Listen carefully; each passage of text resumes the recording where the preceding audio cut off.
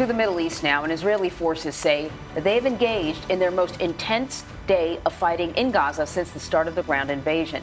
The IDF says it's now inside the southern city of Khan Yoonis. And this comes as released hostages and their family of those still being held captive by Hamas confronted Israeli Prime Minister Benjamin Netanyahu during a very angry meeting yesterday. Some reportedly called on him to resign. And President Biden is condemning the allegations of rape and sexual violence by Hamas militants.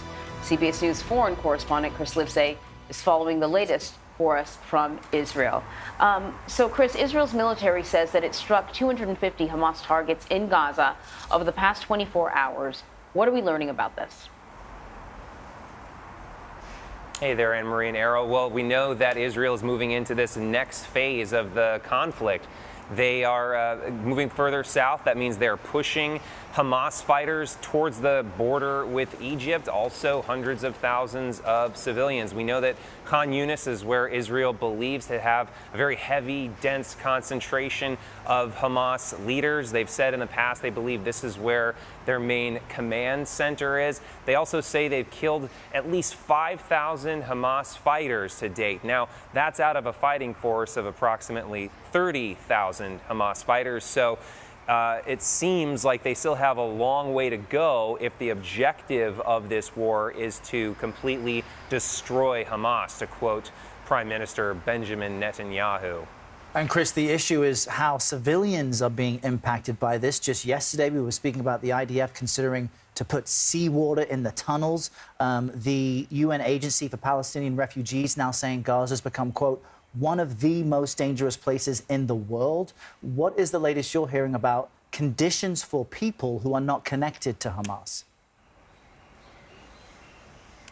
Dire, catastrophic, abysmal. These are some of the terms that aid agencies are using to describe those conditions. Nevertheless, Israel insists that they are facilitating the arrival of aid, that they're able to do so despite the next phase of this war. There was concern that after the ceasefire broke down and negotiations with Hamas collapsed, that the aid operations would also collapse. But we do continue to see a flow of aid trucks from Egypt crossing the Rafah crossing, even though Rafah has become a target as well, or I should say a target again, as it's been hit several times earlier in this war. But nevertheless, there's never enough aid.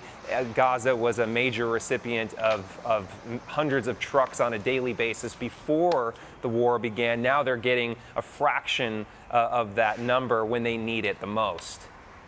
All right, Chris, we appreciate the update from Tel Aviv. Thank you. An American warship shot down yet another drone fired from Yemen into the Red Sea.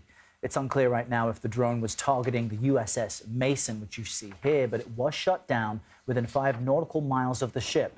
This comes after officials say the Yemen rebel group known as the Houthis launched ballistic missiles in the Red Sea, hitting 3 commercial ships on Sunday.